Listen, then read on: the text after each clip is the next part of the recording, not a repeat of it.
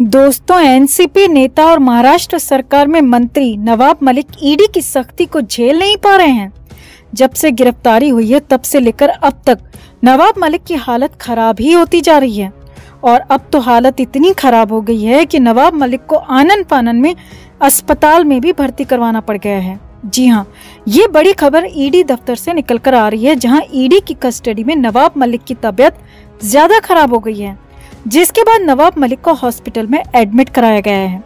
जो नवाब मलिक दूसरों का कच्चा चिट्ठा ट्विटर पर खोलते रहे हैं, वो नवाब मलिक ईडी के सामने बेहद बुरी स्थिति में है। तबीयत ज्यादा खराब होने के बाद नवाब मलिक को फिलहाल मुंबई के जेजे अस्पताल में भर्ती कराया गया है। सामने आया है कि ईडी की पूछताछ के दौरान नवाब मलिक सीने पर हाथ रखकर गिर पड़े और बेहोश हो गए। तो क्या हुआ ईडी की कस्टडी में? क्यों नवाब मलिक को कराना पड़ा अस्पताल में भर्ती? आखिर ईडी के अधिकारियों ने ऐसे कौन से सवाल पूछ लिए जिसके बाद नवाब मलिक की हालत इतनी ज्यादा खराब हो गई? आपको बताते हैं सब। आप भी वीडियो को लाइक और शेयर कर अपना प्यार और सपोर्ट दिखाएं और नवाब मलिक की इस हालत पर कमेंट जरूर करें। चैनल को सब्सक्राइब कर चैनल के साथ जुड़कर हमारी आवाज बने।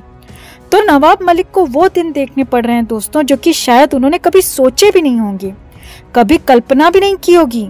ईडी की लॉकअप, कस्टडी में तीखे सवाल, तेज तर्रार और सख्त ऑफिसर्स की पूछताछ। जो नवाब मलिक दूसरों के दामन पर कीचड़ उछालते रहे हैं, वो अब खुद ऐसी स्थिति में आ पहुंचे हैं जिसके बारे में क्या ही कहा जाए। जी हाँ, ईडी की कस्टडी में तबीयत खराब होने के बाद नवाब मलिक को मुंबई के जेजे अस्पताल में आनन फानन में भर्ती कराया गया है। दरअसल सूत्रों के हवाले से खबर है कि कस्टडी में तीसरे दिन सुबह सुबह ही ईडी की टीम पूछताछ के लिए पहुंची थी। इस बार 5 के बजाय 7 ऑफिसर्स मलिक से पूछताछ के लिए पहुंचे थे। अधिकारियों की टीम को देखते ही नवाब मलिक की सेहत खराब हो गई। वैसे तो नवाब मलिक को जब से कस्टडी में भेजा गया तब से ही उनकी तबीयत खराब होना शुरू हो गई थी, मगर तीसरे दिन सुबह सुबह उनकी हालत ऐसी हो गई कि मलिक बेहोश हो गए और गिर पड़े। सूत्रों की माने तो जैसे ही पूछताछ के लिए ईडी की टीम पहुंची तो नवाब मलिक ने कांपना शुरू कर दिया। एक तो बिना खाए और बिना एसी के मलिक की हालत वैसे ही खराब थी, ऊपर से ऑफिसर्स की टीम को देखते ही नवाब मलिक के हाथ पांव फूल गए। अब सामने आया कि जैसे ही अधिकारियों ने सवाल करना शुरू किया तो नवाब मलिक अपनी सीट से खड़े हो गए और फिर उन्होंने एक हाथ से अपना सिर पकड़ लिया और दूसरे हाथ को सीने पर रखा और फिर धड़ाम से कुर्सी पर ही गिर पड़े। अब 62 साल के नवाब मलिक की हालत देखकर मौजूदा अधिकारियों की टीम ने तुरंत मेडिकल स्टाफ को बुलाया और मेडिकल स्टाफ की सलाह पर ही एम्बुलेंस को तुरंत बुलाया गया, जिसके बाद नवाब मलिक को मुंबई के जेजे अस्पताल में ले जाया गया। न्यूज एजेंसी एएनआई ने नवाब मलिक के अस्पताल में भर्ती किए जाने की पुष्टि करते हुए ट्वीट किया, जिसमें लिखा, Maharashtra minister and NCP leader Nawab Malik admitted to JJ hospital in Mumbai, details awaited, he has been remanded to ED custody till March 3 in connection with Dawood money laundering case. वहीं नवाब मलिक के आधिकारिक ट्विटर हैंडल से भी ट्वीट किया गया, जिसमें लिखा, माननीय नवाब मलिक साहब को मेडिकल रीजंस की वजह से जेजे अस्पताल में भर्ती कराया गया है। यानी कि अब पूरी तरह से पुष्टि हो चुकी है दोस्तों कि नवाब मलिक की हालत खराब है और उन्हें मुंबई के जेजे अस्पताल में आनन फानन में भर्ती कराया गया है। यहाँ आपको बता दें कि प्रवर्तन निदेशालय यानी कि ईडी ने 23 फरवरी को नवाब मलिक को डी गैंग के मुखिया के करीबी से संपत्ति खरीदने के आरोप में गिरफ्तार किया था। इसके अलावा नवाब मलिक पर दुबई गैंग के साथ ही मनी लॉन्ड्रिंग के भी आरोप हैं। ईडी की टीम ने 23 फरवरी को सुबह सुबह नवाब मलिक के घर पर छापेमारी की थी और उसी वक्त नवाब मलिक को अपने साथ ले गई थी। करीब 6 से 7 घंटे की पूछताछ के बाद नवाब मलिक को गिरफ्तार कर लिया गया था और फिर कोर्ट में भी पेश किया गया था, जिसके बाद नवाब मलिक को कोर्ट ने 3 मार्च तक ईडी की हिरासत में भेज दिया था। प्रवर्तन निदेशालय यानी कि ईडी का दावा है कि नवाब मलिक ने डी कंपनी की मदद से 300 करोड़ रुपए की जमीन को सिर्फ 55 लाख रुपए में खरीदा था। असल में 300 करोड़ रुपए का प्लॉट डी गैंग की पीड़ित मुनीरा प्लम्बर का बताया जा रहा है। इस जमीन का कनेक्शन डी की बहन हसीना पारकर और डी गैंग के कुछ सदस्यों से रहा है। अब गिरफ्तारी के बाद नवाब मलिक को ईडी की कस्टडी में 3 मार्च तक के लिए भेज दिया गया, ताकि ईडी 3 मार्च तक नवाब मलिक की अच्छी तरह खातिरदारी कर सके और उनसे पूछताछ कर सके। मगर जब से नवाब मलिक को लॉकअप में बंद किया गया है तब से ही नवाब मलिक की सेहत खराब होने की जानकारी सामने आ रही है, जिसके बाद उन्हें फिलहाल जेजे अस्पताल में एडमिट कराया गया है। तो नवाब मलिक की इस हालत पर आपका क्या कहना है दोस्तों? क्या नवाब मलिक की तबीयत सच में खराब है?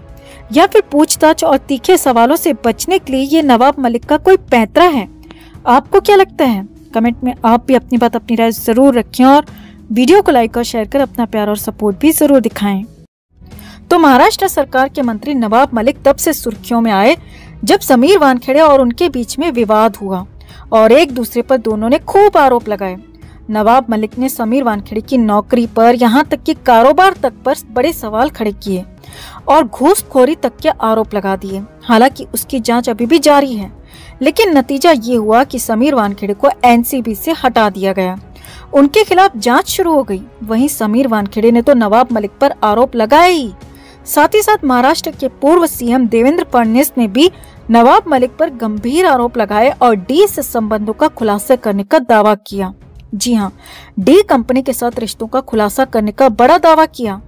अब उसी मामले में बीते रोज पहले तो नवाब मलिक को हिरासत में लेकर पूछताछ हुई और फिर करीब 8 घंटे की पूछताछ के बाद नवाब मलिक को गिरफ्तार कर लिया गया। जी हाँ, महाराष्ट्र सरकार के मंत्री नवाब मलिक को गिरफ्तार किया गया और आरोप लगा कि डी गैंग के जरिए करोड़ों का हेरफेर किया गया। 300 करोड़ की एक प्रॉपर्टी को मात्र 55 लाख रुपए में अपने नाम किया और इसके अलावा कई सारे और भी आरोप, कई 100 करोड़ के और भी आरोप लगाए गए।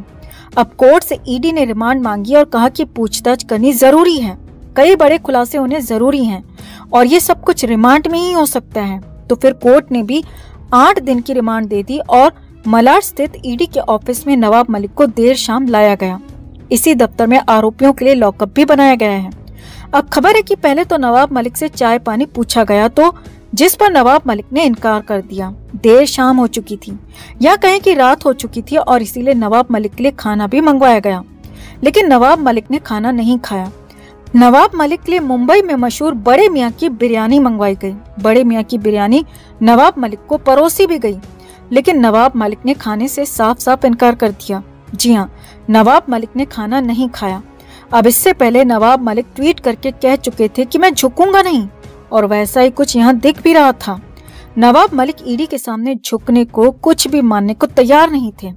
हालांकि नवाब मलिक ने खाना नहीं खाया और उनके साथ जबरदस्ती भी नहीं की गई और उन्हें खाना जबरदस्ती खाने को नहीं कहा गया। देर रात करीब 10 बजे के बाद नवाब मलिक को लॉकअप में भेजा गया। जी हाँ, खबर है कि नवाब मलिक को रात गुजारने के लिए लॉकअप में भेजा गया, जिसके लिए नवाब मलिक को फोल्डिंग बेड दिया गया, क्योंकि ईडी का लॉकअप पुलिस के लॉकअप की तरह नहीं होता। यहाँ पर हर रोज लोगों को नहीं लाया जाता, इसीलिए एक कमरे को ही अस्थायी लॉकअप यहाँ पर बनाया गया है और उसमें ही फोल्डिंग बेड लगाया गया और उसमें बिछाने के लिए कंबल दिया गया और ओढ़ने के लिए चादर दी गई, जिसमें सिर्फ एक पंखा लगाया गया था। जी हाँ, एसी में रहने वाले नवाब मलिक को यहाँ पर एसी या फिर ऐसी कोई सुविधा नहीं थी। सिर्फ एक पंखा कमरे में मौजूद था और उसी पंखे के सहारे गर्मी के बीच रात काटनी थी, क्योंकि मुंबई में इन दिनों काफी उमस भरा मौसम हो रहा है। नवाब मलिक को इसके अलावा कोई और वीवीआईपी ट्रीटमेंट नहीं दिया।